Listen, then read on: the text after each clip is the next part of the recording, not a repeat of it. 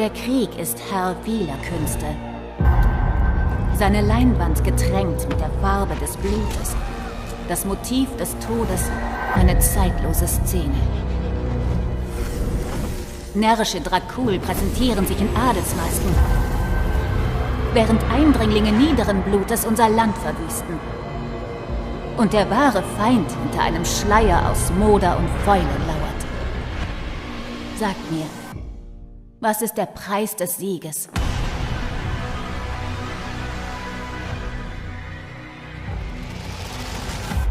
Wenn die Welt am Abgrund steht. Peggy 16. The theatre of war is a stage of many arts. Blood paints the true picture in the art of war. And an eternal conflict has taken center stage.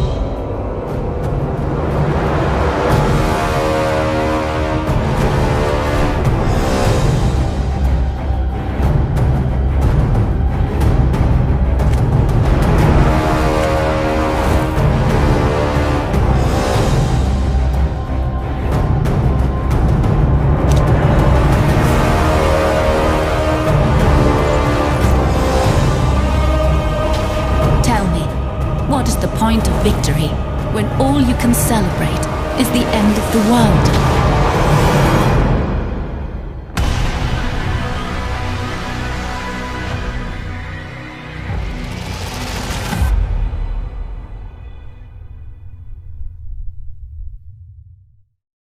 Rated M for mature. They gave me a sword and a shield. Told me I could fight to defend my home. The pain is worth it. My Lord Dracul, my savior.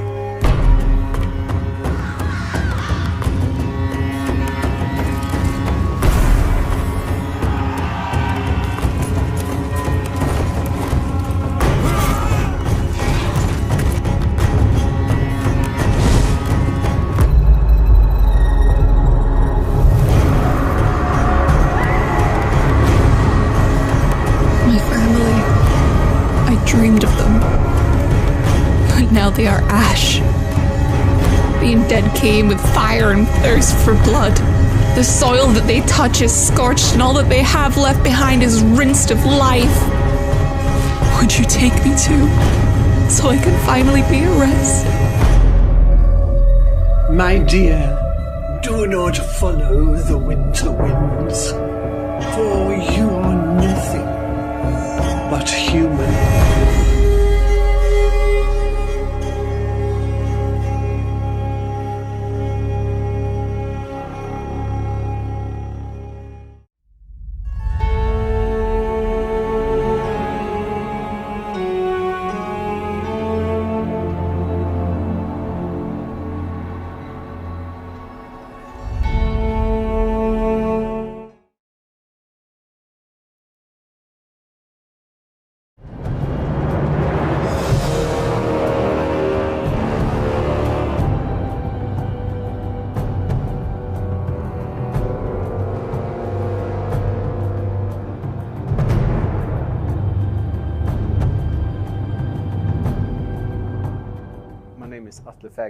I'm the producer at Pandrom Interactive, and we're developers of Immortal Realm's Vampire Wars. In a nutshell, it's a turn-based strategy game that combines empire management, turn-based combat with a unique card twist that we really feel sets it apart from other games. It makes it a little bit more approachable without losing the hardcore values that the strategy game market really requires.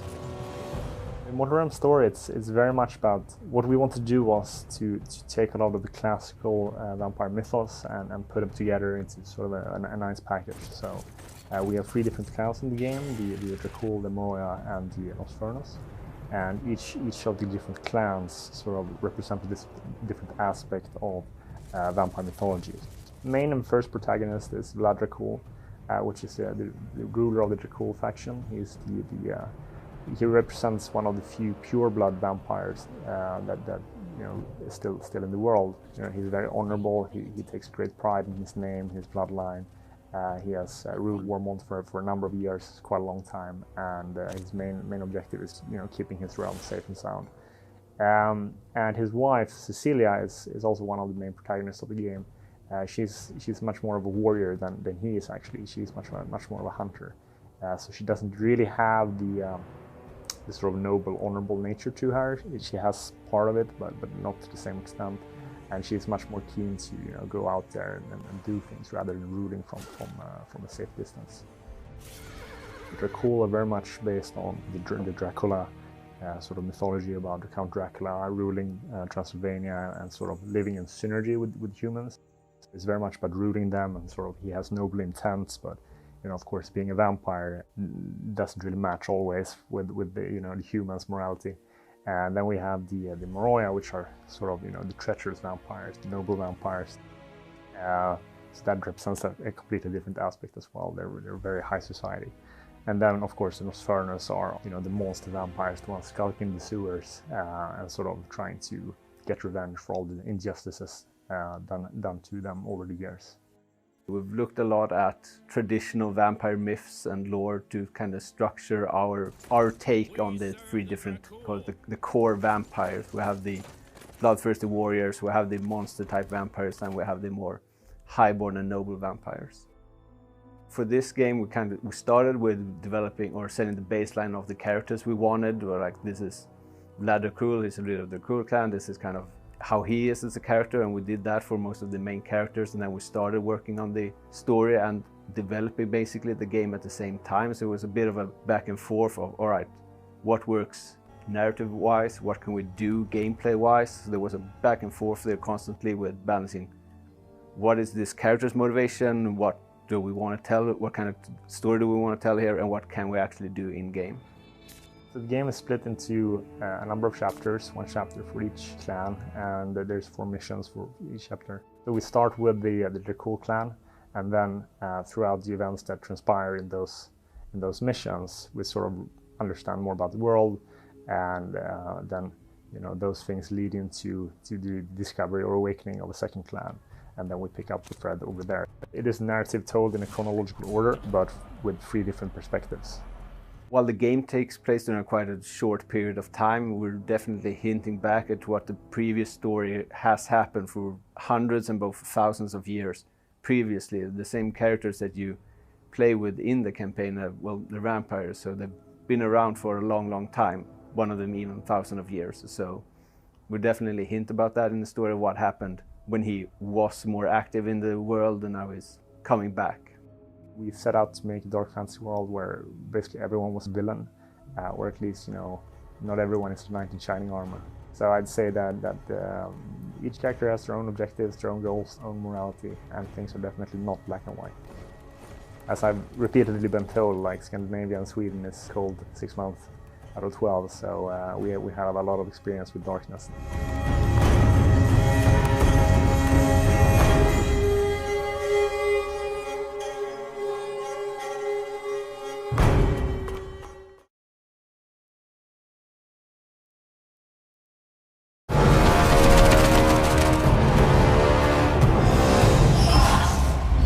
Hello everybody, my name is Moritz. I'm the producer and part-time vampire lord of our upcoming strategy game, Immortal Realms Vampire Wars.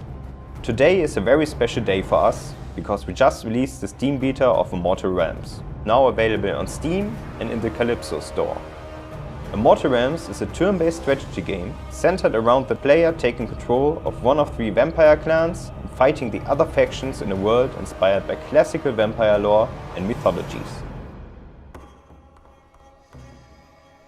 The beta of Immortal Realms is available for everybody that has pre-ordered the game, and it will run until the release of the main game. It contains the tutorial, the first 2 campaign missions, 2 sandbox maps and 4 skirmish maps. During the tutorial, you will learn about the basics of Immortal Realms, as well as some game-specific mechanics that you might not be used to from other strategy games yet. The first 2 campaign missions available to the players are centered on the first of our vampire clans, the mighty Dracul clan.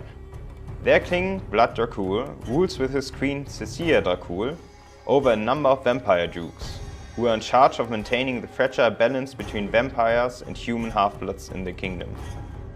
The former offering protection to the latter in exchange for blood. This balance is disturbed when an outside force invades the kingdom. In the sandbox mode you can play either the Dracul or the monstrous Nosfernus clan. In Mourterra, the ancient kingdom of the Nosfernus, or in Korea, a province of the human empire. Prevail on a huge map against 16 clans and reign supreme. In our skirmish mode you can custom select your armies in order to fight some quick battles. Here you can even try some tier 3 units, which are still unavailable in the campaign and in the sandbox mode. Now that you learned what we are offering you in the beta, let me tell you about our second faction, the Nosfernus, led by Ohamu, the Ancient One. The Nosfernus are monstrous vampire remnants of an ancient, degenerated clan that once ruled over a powerful kingdom in Mourterra. After certain events that I don't want to spoil yet, this kingdom ceased to exist.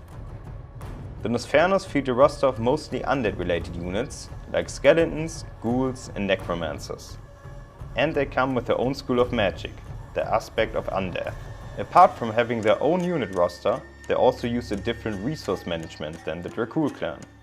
The Dracul earn blood from villages passively each turn, but also need to pay an upkeep for their units.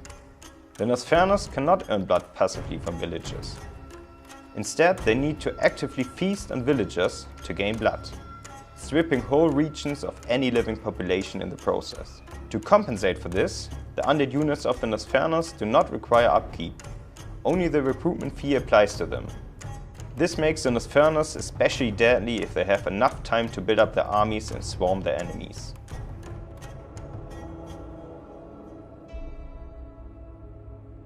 It is very important for us to hear your opinion of the game and to help us find out which areas still need improvements. There are 2 ways for you to let us know what you think about Immortal Realms Vampire Wars. If you find any problem in the game, you can hit F1 to open up the bug report form. Please explain which bug you experience and how we can reproduce it. It will go into our bug report database, and if we manage to reproduce it because of your report, we can fix it. If you have any idea about the game or would like to give us feedback, please hit F2 to open up the Immortal Realm Steam forum. My colleagues and I are reading everything that is written there, and if you find many people asking for a specific adjustment, chances are high that we will address it at some point. The beta of Immortal Realms Vampire Wars is now available on Steam and in the Calypso store. We hope you enjoy playing our game and you can satisfy your desire for blood.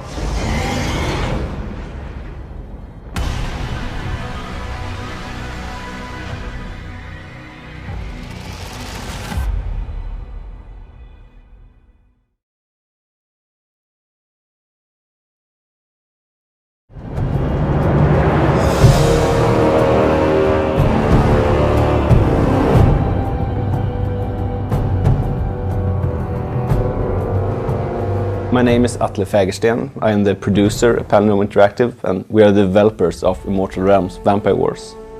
In a nutshell, it's a turn-based strategy game that combines empire management, turn-based combat that we really feel sets it apart from other games. It makes it a little bit more approachable without losing the hardcore values that the strategy game market really requires. You have the kingdom mode and the battle mode. So you first have the kingdom mode where you conquer territories, manage your armies and economy. And then you have the battle mode where you actually battle it out over ownership of different territories.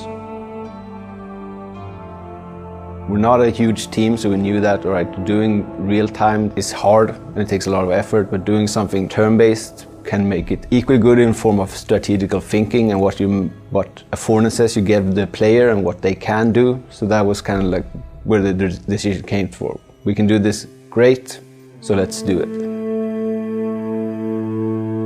What we want to do was to take a lot of the classical vampire mythos and put them together into sort of a nice package. So. Alright, so we have 3 unique vampire clans in the game. We have the Dracul clan, the Nosfernus clan, and the Mourterra. So the Dracul are very much based on, the Dracula sort of mythology about the Count Dracula ruling Transylvania and sort of living in synergy with humans. So it's very much about rooting them, and sort of he has noble intents, but of course being a vampire doesn't really match always with the the humans' morality.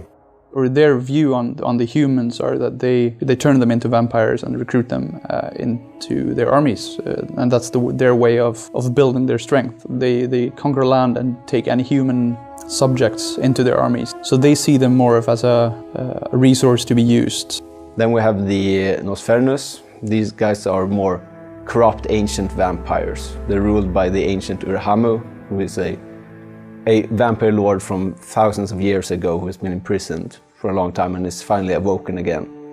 And then we have the Mourterra, which are sort of the treacherous vampires, the noble vampires. They're led by a woman, Elizabeth, that has been betrayed by her husband, and she sort of betrayed him in turn. And they kind of don't want to interact with humans, and they definitely do not allow humans in the ranks of their armies and their units. They are considered not worthy or filth almost.